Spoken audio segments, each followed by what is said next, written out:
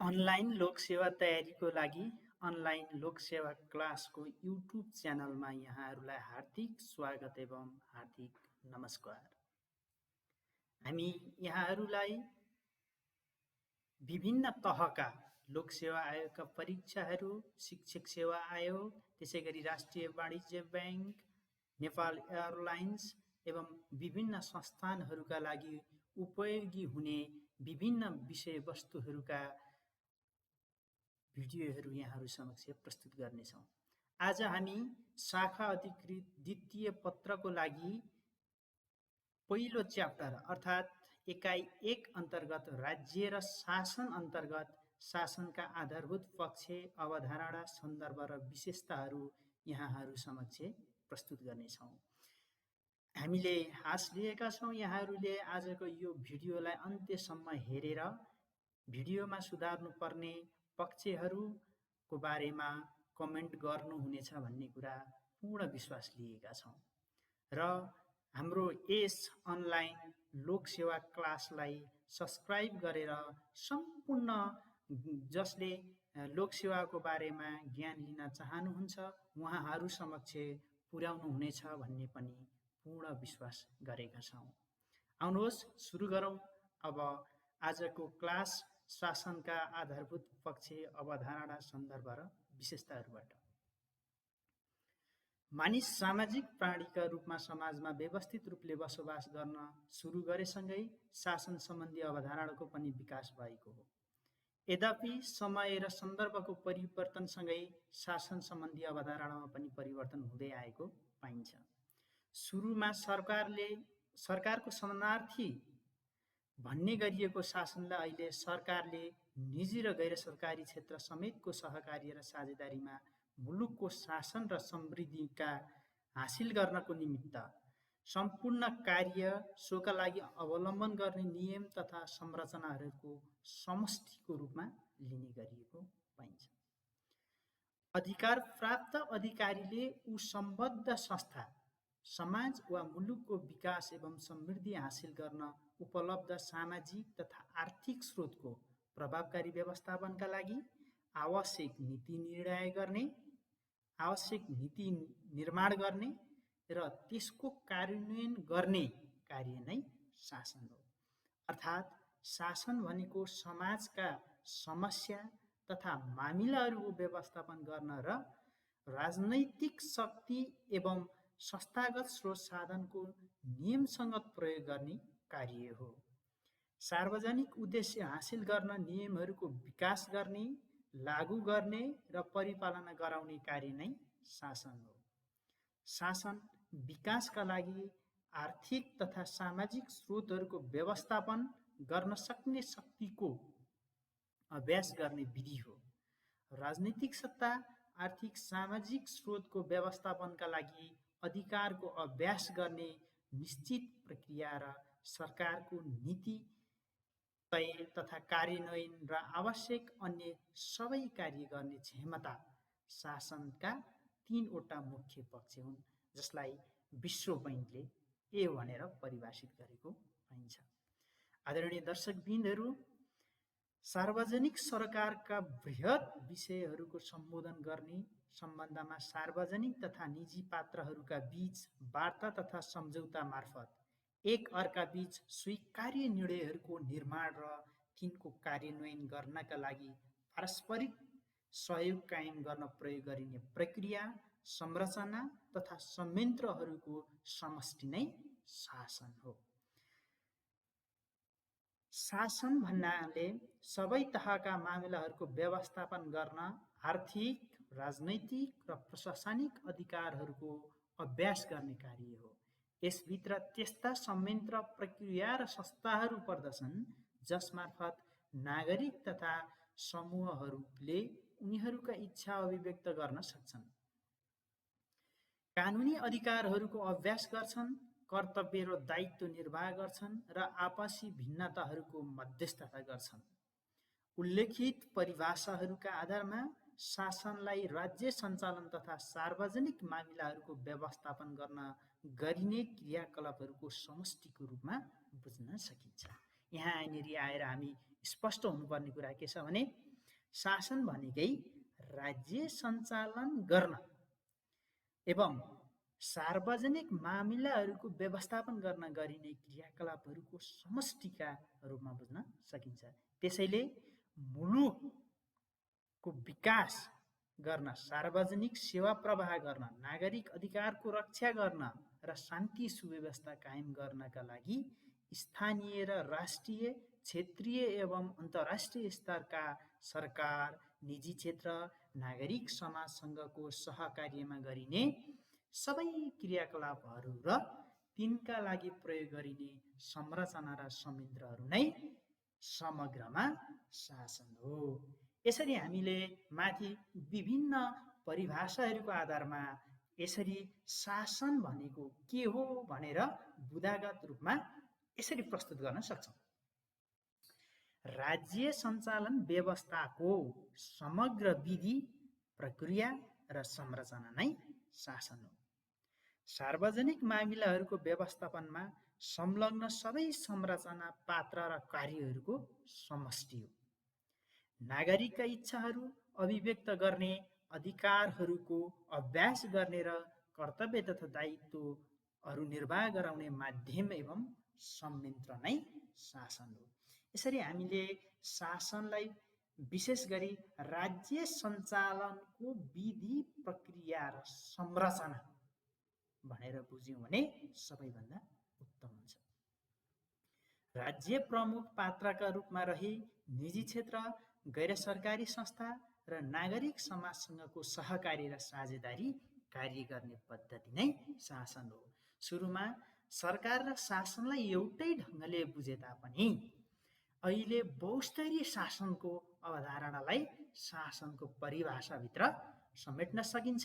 त्यो भनेको राज्य प्रमुख पात्रका रूपमा रही, राज्य चाहिँ प्रमुख पात्रका रूपमा रहने र निजी क्षेत्र, गैर सरकारी संस्था र नागरिक समाजसँगको सहकारी र साझेदारीमा कार्य गर्ने पद्धति नै शासन हो। सरकारको सहजकारी भूमिकामा निजी तथा गैर सरकारी क्षेत्रको क्रियाशीलतामा शासन गर्ने पद्धति नै शासन हो। यसलाई हामी लेस गभर्नमेन्ट पनि भन्छौँ।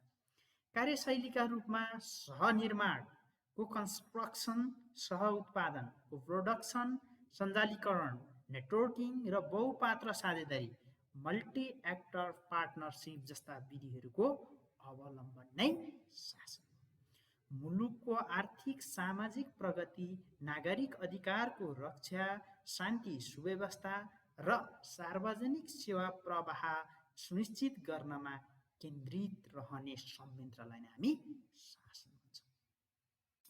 शक्ति वा अधिकार, निर्णय निर्माण र उत्तरदायित्व शासनका मूल तत्त्वहरू हुन्। क्षेत्रका हिसाबले सरकारी, निजी र गैर सरकारी तीनवटै क्षेत्रहरू समेटिने र तहका हिसाबले स्थानीय, राष्ट्रिय, क्षेत्रीय र अन्तर्राष्ट्रिय सबै तहहरू समेटिने गर्दछन्। दर्शक महानुभावहरू, हामीले यहाँहरूलाई शासन भनेको के हो सम्भवतः यति भयो भने अधिकृत लेभलको द्वितीय पत्रको लागि यति कन्सेप्ट चाहिँ यहाँहरूले क्लियर हुनुपर्छ। यति भयो भने हामी शासन भनेको के हो परीक्षामा सरसर्ती लेख्न सक्नेछौँ। अब शासनका पात्र र तिनको भूमिका बारेमा छलफल गरौँ।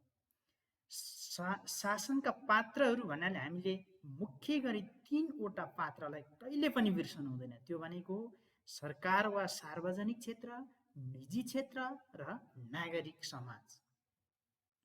अब हामी सरकारको बारेमा छलफल गर्न गइरहेका छौँ। के हो त सरकार? नीति तथा ऐन नियमको निर्माण गर्ने। कसले भन्दा सरकारले। समष्टिगत आर्थिक स्थायित्व कायम गर्ने, आवश्यक पूर्वाधार विकास गर्ने, आधारभूत सार्वजनिक सेवा प्रदान गर्ने, सामाजिक संरक्षण र सुरक्षा प्रदान गर्ने, वातावरण संरक्षण गर्ने र निजी तथा गैर सरकारी क्षेत्रका कार्यहरूलाई सहजीकरण, प्रवर्धन र नियमन गर्ने काम चाहिँ कसले गर्छ? सरकारले। अब निजी क्षेत्र भनेको उद्योग तथा व्यवसाय सञ्चालन गर्ने, रोजगारी सृजना गर्ने, आर्थिक उत्पादन र आर्थिक वृद्धि हासिल गर्ने, नवीनता र आविष्कारमा ध्यान दिने, प्रविधिको विकास गर्ने, प्रतिस्पर्धी र उद्यमशीलता प्रवर्धन गर्ने पक्ष भनेको चाहिँ अर्थात् पात्र भनेको चाहिँ निजी क्षेत्र हो भने नागरिक समाज सिभिल सोसाइटी भनेको गैर नाफामूलक स्वयंसेवी एवं च्यारिटी कार्यहरू गर्ने, पैरवी र दबाव सिर्जना गर्ने कार्य गर्ने, सामाजिक अभियानहरू सञ्चालन गर्ने, सामाजिक नागरिक निगरानी गर्ने, क्षमता विकास र सशक्तिकरण कायम गर्ने र मानवाधिकार संरक्षणको पक्ष पोषण गर्ने पात्र भनेको नागरिक समाज सिभिल सोसाइटी हो। हामीले शासनका पात्र भन्नाले तीनवटा पात्र बिर्सिनु भएन। एउटा सार्वजनिक एवं सरकारी पात्र भने निजी क्षेत्र अनि गैर सरकारी संस्था। अब हामी शासनका तहहरू के हुन् त? शासनका तहहरूको बारेमा छलफल गर्न गइरहेका छौँ। एक नम्बरमा राष्ट्रिय तथा national level, territorial and jurisdictional level of governance. यो अन्तर्गत राष्ट्रिय तह भन्नाले सङ्घमा रहने तह, सङ्घीय सरकार अर्थात् राष्ट्रिय सरकार रहन्छ। अर्को छ सुप्रानेसनल लेभल, इन्टरनेसनल रिजनलको अर्गनाइजेसन। जस्तो इन्टरनेसनल भन्नाले युएनओ, युएनडिपी, वर्ल्ड ब्याङ्कहरू रहेका छन् भने रिजनल अर्गनाइजेसन भनेको बिमस्टेक, सार्क, एसियन जस्ता संस्थाहरू रहेका छन्। राष्ट्रिय राज्यभन्दा माथितर्फ परराष्ट्रिय तह, सुप्रानेसनल लेभल, अन्तर्राष्ट्रिय तथा क्षेत्रीय सङ्गठनहरू चाहिँ यसमा पर्छन् भने राष्ट्रिय राज्यभन्दा तलतर्फ उपराष्ट्रिय तह, सब नेसनल लेभल, प्रादेशिक तथा स्थानीय सरकारहरू। जस्तो नेपालको प्रदेश सरकार, त्यसै गरी स्थानीय सरकारलाई हामी के भन्न सक्छौँ भन्दा सब नेसनल लेभल भन्न सक्छौँ। हामीले सरसर्ती यहाँ बुझ्नुपर्ने कुरा के भने एउटा नेसनल लेभल गभर्मेन्ट हुने भयो, त्यो भनेको सङ्घमा रहने भयो। अर्को सुपर नेसनल लेभल हुने भयो, यो चाहिँ अन्तर्राष्ट्रमा रहेका जस्तो युएनओ भयो, युएनडिपीहरू भए, यस्ता प्रकारका संस्थाहरू भने। अर्को यस सँगसँगै रिजनल अर्गनाइजेसनहरू पनि छन्, जस्तो बिमस्टेकहरू, आसियनहरू चाहिँ रिजनल अर्गनाइजेसन हुन् भने सब नेसनल भनेको प्रादेशिक तथा स्थानीय सरकारहरू यसमा पर्दछन्। राष्ट्रिय राज्यभन्दा बाहिरतर्फ कार्यक्षेत्रगत तहहरू, जुरिस्डिक्सनल लेभल्स, निजी क्षेत्र र नागरिक समाज वा गैर सरकारी क्षेत्रहरू यसमा पर्दछन्। अब हामी यहाँहरूलाई प्राय सबैजनाले सरकार र शासन भनेको उस्तै भने तापनि के हो सरकार र के हो शासन स्पष्ट पार्न गइरहेका छौँ। सरकार, गभर्मेन्ट, के हो त गभर्मेन्ट भन्दा निश्चित समयमा शक्तिमा रहेको समूह, शासन सञ्चालनको उपरि संरचना, राज्यसँग सम्बन्धित स्पष्ट परिभाषित पात्रहरू, सार्वजनिक क्षेत्रको प्रशासनलाई मात्र समेट्छ। केले भन्दा सरकारले। टप डाउन लिनियर मोडेल हुन्छ केमा? सरकारमा। कठोर औपचारिक संस्था तथा कार्यविधि हुन्छ। निर्णय निर्माण र कार्यान्वयनका लागि नियम, आदेश, नियन्त्रण र बलको प्रयोग गर्छ। कसले भन्दा सरकारले। समाजमाथि राज्यको हस्तक्षेप हुन्छ। राज्य सत्ताको अभ्यास केन्द्रीय राज्यद्वारा मात्र गरिन्छ। निर्णय अधिकार केन्द्रमा सीमित रहन्छ। अन्तर्राष्ट्रिय नीति निर्माणमा राज्यको भूमिका प्रमुख रहन्छ। हार्ड पोलिसी इन्स्ट्रुमेन्टहरूको प्रयोग गर्छ। कसले भन्दा सरकारले। अब गभर्नेन्स, शासन, के हो त शासन भनेको? सम्पूर्ण प्रक्रिया, पात्र र संस्थाहरूको समष्टि हो शासन। सम्पूर्ण प्रक्रिया, पात्र र समष्टिको, सम्पूर्ण पात्र, प्रक्रिया र संस्थाहरूको समष्टि हो। अन्य पात्रसँगको समन्वय र सहयोगमा कार्य गरेको अवस्था हो।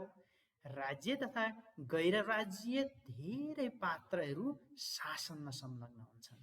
सार्वजनिक तथा निजी दुवै क्षेत्रलाई समेट्छ। केले भन्दा शासनले मल्टिलेयर नेटवर्क मोडेल पनि भनिन्छ। परिवर्तनशील लचक संस्था तथा कार्यविधि हुन्छ केमा? शासनमा। सहभागिता, वार्ता तथा सम्झौता र सहमतीय पद्धतिको प्रयोग हुन्छ शासनमा भने समाजमाथि राज्यको हस्तक्षेप हुँदैन। सुव्यवस्थित स्वायत्त सामाजिक इकाइहरू हुन्छ। राज्य सत्ताको अभ्यासमा स्थानीय स्तरको समेत संलग्नता रहेको हुन्छ। सार्वजनिक कार्यहरूको निक्षेपण गरिएको हुन्छ। सफ्ट पोलिसी इन्स्ट्रुमेन्टहरूको प्रयोग गरिएको हुन्छ शासनमा। सार्वजनिक र निजी पात्र बीचको सम्बन्ध र राज्य सहजकर्ताको रूपमा रहन्छ। नीति प्रक्रियामा निजी, संस्थागत र सोपानिक पात्रहरूको सघन संलग्नता रहेको हुन्छ। सार्वजनिक र निजी क्षेत्र बीचको सीमा अन्त्य भई प्राय अन्तर क्षेत्र बीच निर्भरता कायम भएको हुन्छ। विश्व शासनको मान्यता अनुरूप अन्तर्राष्ट्रिय नीति निर्माणका विश्व नागरिक समाजको मुख्य भूमिका रहेको हुन्छ। विश्व शासनको मान्यता अनुरूप अन्तर्राष्ट्रिय नीतिहरू रहेका हुन्छन् भने विश्व नागरिक समाजको यसमा के रहेको हुन्छ? प्रमुख भूमिका रहेको हुन्छ। यसरी हामीलाई धेरै पटक शाखा अधिकृत द्वितीय पत्रमा शासन र सरकार बीच फरक छुट्याउनुहोस् भन्यो भने यिनै बुदाहरूलाई हामीले टी फर्मेटमा एकातिर सरकार र एकातिर शासनलाई लेख्न सक्छौँ। अब शासनका आधारभूत पक्षहरू के हुन् त? शासनका आधारभूत पक्षहरूको बारेमा हामी छलफल गर्न गइरहेका छौँ। 1. राजनैतिक सत्ता, पोलिटिकल रिगिम, प्रक्रिया तथा प्रणाली, प्रोसेस एन्ड सिस्टम, संरचना एवं संस्था तथा सङ्गठनहरू, स्ट्रक्चर एन्ड इन्स्टिट्युसन्स, निश्चित मूल्य तथा मान्यताहरू, कग्निसन एन्ड भ्यालुज, संविधान तथा ऐन नियमहरू, कन्स्टिट्युसन एन्ड लज, नीति तथा रणनीतिहरू, पोलिसिज एन्ड स्ट्राटेजिज, व्यवस्थापन, कार्य सम्पादन क्षमता, म्यानेजमेन्ट एन्ड गभर्नमेन्ट्स क्यापेबिलिटी। यसरी हामीले शासनका आधारभूत पक्ष भन्नाले शासन हुनका लागि के चिजहरूको आवश्यकता पर्छ ती कुराहरूलाई हामीले शासनका आधारभूत पक्षहरू भनेर भन्छौँ। जस अन्तर्गत हामीले यहाँ 11वटा पक्षहरूको बारेमा छलफल गरेका छौँ। अर्को भनेको राष्ट्रिय तथा विश्वव्यापीकरणका शक्तिहरू पनि शासनको पक्ष हो। नैतिकता तथा सदाचारिता पनि शासनको पक्ष हो भने उत्तरदायित्व र पारदर्शिता पनि शासनको पक्ष हो, जहाँ नागरिक संलग्नता अनिवार्य हुन्छ। दर्शकवृन्द, हामीले शासनका पक्षहरूको बारेमा पनि यहाँहरू समक्ष छलफल गरिसकेका छौँ। अब शासनको सन्दर्भ के हो त? सन्दर्भ भनेको शासन कसरी विकसित भएर आएको छ, शासनको हिस्टोरिकल ब्याकग्राउन्ड के छ, यो भन्नु नै शासनको सन्दर्भ।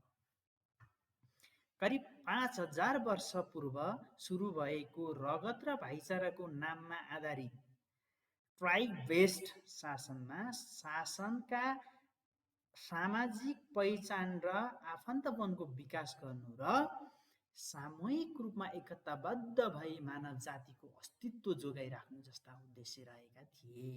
कहिले भन्दा 5000 वर्ष अगाडि। प्राचीन रोमन राज्यको उदयसँगै पद सोपानिक संस्थाहरूमा आधारित इन्स्टिट्युसनल बेस्ड शासन प्रणालीको विकास भयो। अब जातीय समुदायको सट्टा राज्यले शासनमा नियन्त्रण कायम गर्न थाल्यो। राजतन्त्र, सेना र चर्च जस्ता केन्द्रीकृत कर्मचारी तन्त्रीय संस्थाहरू मार्फत शासन गर्न थालियो। प्रतिरक्षा, राज्यको विस्तार र शान्ति तथा व्यवस्था शासनका मुख्य उद्देश्य भए। 18औं शताब्दीको उत्तरार्धमा औद्योगिक क्रान्तिको विकाससँगै शासनको केन्द्रबिन्दुका रूपमा प्रतिस्पर्धात्मक बजार, आत्महित र खुल्ला नीतिले प्रशय पाएको पाइन्छ। त्यसैगरी फलस्वरूप राज्यका अतिरिक्त बजार पनि शासनको महत्त्वपूर्ण पात्रका रूपमा स्थापित भयो। अब शासनमा संस्थागत आधारहरू र बजार प्रणाली दुवै संयोजित स्वरूपले महत्त्व पाए। सन् 1930 को मन्दीपछि बजार असफलता देखा पर्यो। त्यसपछि विकास अर्थशास्त्रको अवधारणाले बजारमाथि राज्यको नियन्त्रणमा जोड दियो। जनताका सबै आवश्यकता पूरा गर्नु सरकारको दायित्व भन्ने मान्यता विकास भयो। फलस्वरूप शासन भनेकै सरकार हो भन्ने बुझाइको विकास भयो। पछि कल्याणकारी राज्य र विकास प्रशासनका अवधारणाले समेत राज्यको भूमिकालाई विस्तारित तुल्याइदियो।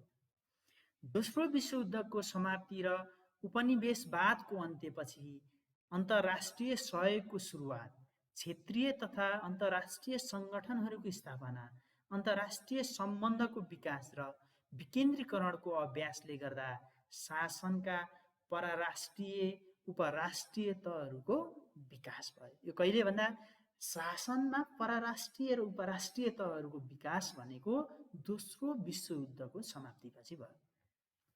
सन् 1980 को दशकमा आर्थिक उदारीकरणको विकास भएपछि शासन सम्बन्धी अवधारणामा बृहत दृष्टिकोणको विकास भयो।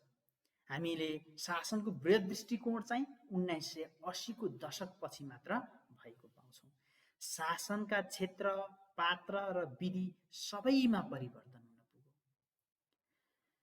राष्ट्रिय राज्यमा केन्द्रित शासकीय शक्ति माथितर्फ परराष्ट्रिय, क्षेत्रीय तथा अन्तर्राष्ट्रिय तहमा, तलतर्फ उपराष्ट्रिय भनेको उपराज्यीय, प्रादेशिक तथा स्थानीय तहमा र बाहिरतर्फ निजी तथा गैर सरकारी क्षेत्रमा हस्तान्तरण भएर बहुस्तरीय शासनको अवधारणामा अभ्यास हुन सुरु भयो।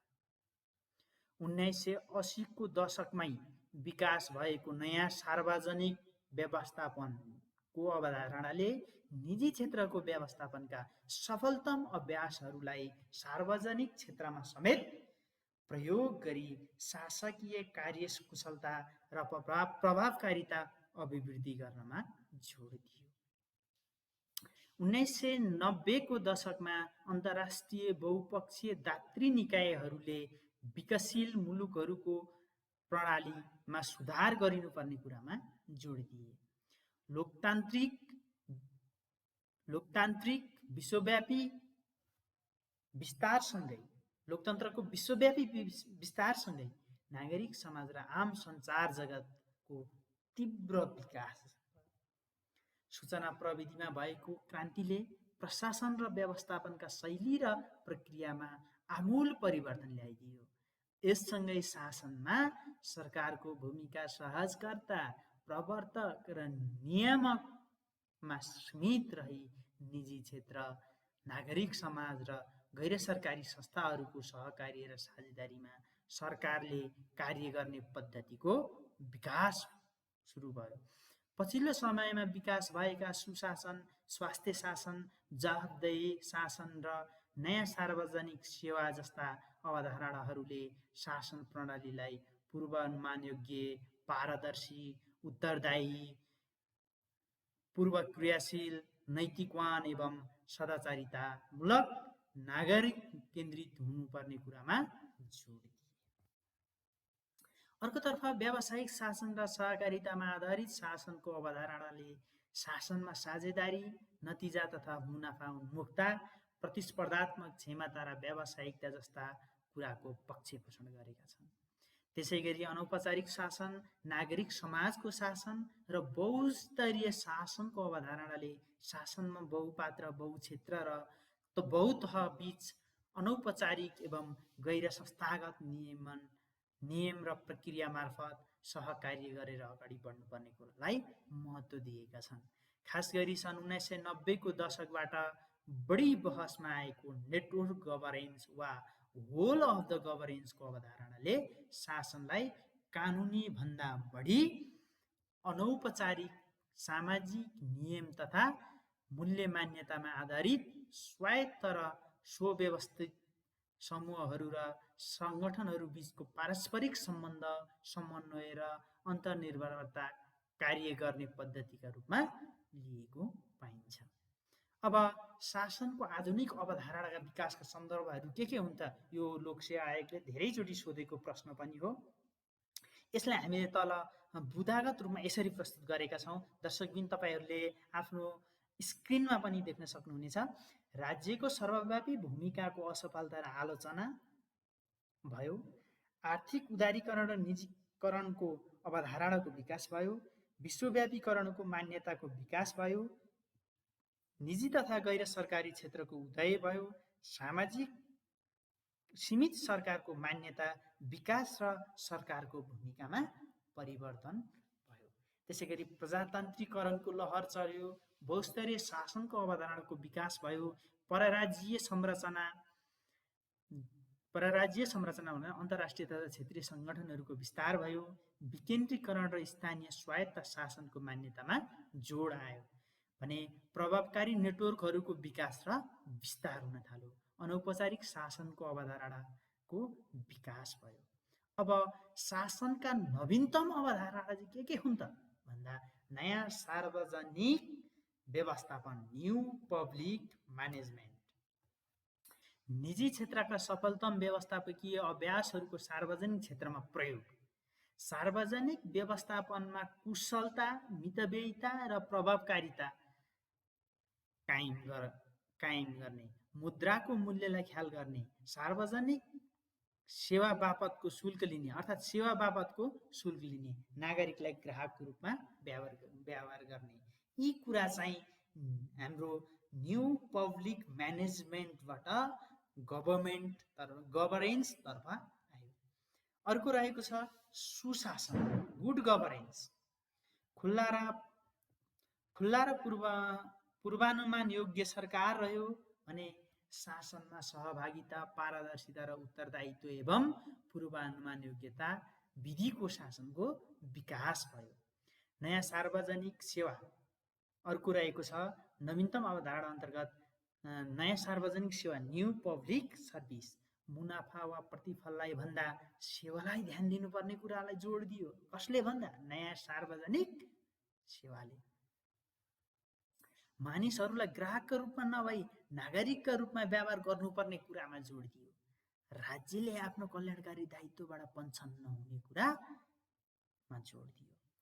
अब पूर्व क्रियाशील तथा जवाबदेही सरकारको विकास भयो। त्यसभन्दा पछाडि चौथो नम्बरमा प्रोएक्टिभ एन्ड रेस्पोन्सिभ गभर्नमेन्ट। सरकार घटना घटिसकेपछि प्रतिक्रिया जनाउने मात्र नभई सम्भावित घटनाको पूर्वानुमान गरी त्यसको रोकथाम गर्ने वा सामना गर्न तयार अवस्थामा रहनुपर्छ भन्ने धारणा यसले विकास गर्यो। त्यस्तै यो नागरिक प्रति जवाबदेही र जिम्मेवार हुनुपर्छ भन्ने धारणा विकास गर्यो। अर्को छ सञ्जालमा आधारित शासन वा समष्टिगत शासन, network governance or whole of the governance. आम नागरिकलाई प्रभाव गर्ने सेवा उत्पादन एवं वितरण गर्न तथा विकास निर्माणका कार्य सम्पादन गर्न राष्ट्रिय, अन्तर्राष्ट्रिय एवं स्थानीय सबै तहका सरकारी, निजी तथा गैर सरकारी क्षेत्रका पात्रहरू र अन्य औपचारिक तथा अनौपचारिक समूह तथा सञ्जालहरूसँग उनीहरूको विशेषज्ञता र दक्षताका आधारमा आवश्यकता अनुसार सहकार्य, साझेदारी र सह-उत्पादनको ढाँचामा काम गर्ने पद्धतिको विकास भयो। अब त्योभन्दा पछाडि अर्को नयाँ सार्वजनिक शासन, न्यू पब्लिक गभर्नेन्सको विकास भएको पाइन्छ। शासन सम्बन्धी सबैभन्दा पछिल्लो अवधारणा हो यो। नयाँ सार्वजनिक व्यवस्थापन र नयाँ सार्वजनिक सेवाको संयोजित रूप हो। बहुल तथा बहुलवादी राज्य, सामूहिकतावाद, लोकतन्त्र तथा कुशलता यसका तत्त्वहरू हुन् भने बहुल केन्द्रितता जनमान्यताहरूमा आधारित रहेको छ भने जनता उपभोक्ता मात्र नभई साझेदार हुन् भन्ने मान्यता यसमा रहेको छ। बजार र सार्वजनिक सोपानिक स्वरूपको विकल्पहरूका रूपमा नेटवर्कहरूको विकास भयो। शासकीय औजारका रूपमा सहशासन र सहनिर्माण एवं सह-उत्पादन, साझेदारी, नागरिक संलग्नता जस्ता मान्यताहरूको विकास भयो। शासनका आयामहरू के हुन् त? आयाम राजनीतिक आयाम, जस अन्तर्गत लोकतान्त्रिक मूल्य मान्यता, राजनीतिक प्रक्रिया, निर्वाचन प्रणाली, राजनीतिक दलहरू, नीति निर्माण प्रक्रिया, परराष्ट्र सम्बन्ध आदि रहेका छन्। भने आर्थिक आयाम, आर्थिक स्रोतको परिचालन तथा उपयोग, मौद्रिक तथा वित्तीय व्यवस्थापन, सार्वजनिक वित्त व्यवस्थापन, समष्टिगत आर्थिक व्यवस्थापन, उत्पादन, व्यापार र बजार व्यवस्थापन रहेका छन्। संस्थागत आयाम, शासकीय शक्ति र स्रोतको अभ्यासका लागि प्रयोग गरिने ऐन, नियम, प्रणाली, संस्था तथा संरचनाहरू। नैतिक आयाम, शासकीय संरचनामा रहेको संस्था तथा अधिकारीहरूको आचरण, नैतिकता, मूल्य, मनोवृत्ति, व्यवहार जस्ता कुराहरू र शासकीय शक्ति र सार्वजनिक स्रोतको पवित्र एवं सदाचारी उपयोग एवं नियमहरू यसमा पर्दछन्। अब शासकका सूचकहरू के हुन् त? आवाज र उत्तरदायित्व अन्तर्गत निर्वाचन, नागरिक सहभागिता, अभिव्यक्ति स्वतन्त्रता, सङ्गठित हुने स्वतन्त्रता, स्वतन्त्र सञ्चार जगत रहेका छन्। राजनीतिक स्थायित्व तथा हिंसारहितता अन्तर्गत सरकारको स्थायित्व, हिंसाको अवस्था र आतङ्कवादको अवस्था रहेका छन्। सरकारको प्रभाव, सार्वजनिक सेवाको गुणस्तर, निजामती सेवा र राजनैतिक दबावबाट स्वतन्त्र नीति निर्माणको स्तरीयता आदि हुन्। नियामक गुणहरू, सरकारको निजी क्षेत्रको विकासलाई प्रवर्धन र सबलीकरण गर्न प्रभावकारी नीति तथा नियमहरूको प्रबन्ध गर्ने क्षमता। विधिको शासन, कानुन परिपालना र दण्डहीनताको अन्त्य, दण्डहीनताको अवस्था, सम्पत्तिको अधिकार, अदालतको प्रभावकारिता, अपराधको नियन्त्रण आदि रहेका छन्। भ्रष्टाचार नियन्त्रण, सार्वजनिक शक्ति र स्रोतको निजी लाभका लागि प्रयोग, सार्वजनिक अधिकारको दुरुपयोग, शक्ति र शक्तिमा सम्भ्रान्त वर्गको नियन्त्रण, सामाजिक स्वार्थको बाहुल्यता आदिको अवस्था। अब शासनका विशेषताहरू के हुन् त? शासनका विशेषता: लोकतान्त्रिक सरकार र विधिको शासन, संविधानवाद र सीमित सरकारको मान्यता, बहुपात्र संलग्नता र पात्रहरू बीचको अन्तर्निर्भरता, बहुतह तथा बहुक्षेत्र, राष्ट्रिय, उपराष्ट्रिय तथा परराज्यीय तथा गैर सरकारी क्षेत्र, सहजताको रूपमा सरकारको भूमिका रहेको छ भने शक्तिको विभाजन र नियन्त्रण एवं सन्तुलन, शक्ति र स्रोतको विकेन्द्रीकरण तथा निक्षेपण रहेका छन्। दर्शक महानुभावहरू, हामीले यस Loksewa online Loksewa class YouTube च्यानलमा हामीले शाखा अधिकृत, खरदार, सुब्बा, त्यसै गरी संस्थान, बैंक, एयरलाइन्स, शिक्षक सेवा आयोग, नेपाली सेना एवं सुरक्षा निकायका सबै तहका लोकसेवा आयोगले लिने परीक्षाका पाठ्यक्रमभित्र रहेर पाठ्यक्रमका कुनै पनि अंशहरूलाई नछुटाइकन सबै टपिक्सहरूमा हामी यसै गरी स्लाइड मार्फतका भिडियोहरू यहाँहरूलाई प्रस्तुत गर्नेछौँ। यहाँहरूले आफ्नो स्क्रिनमा हेरेर अध्ययन पनि गर्न सक्नुहुनेछ भने यहाँहरूले सुन्न पनि सक्नुहुनेछ।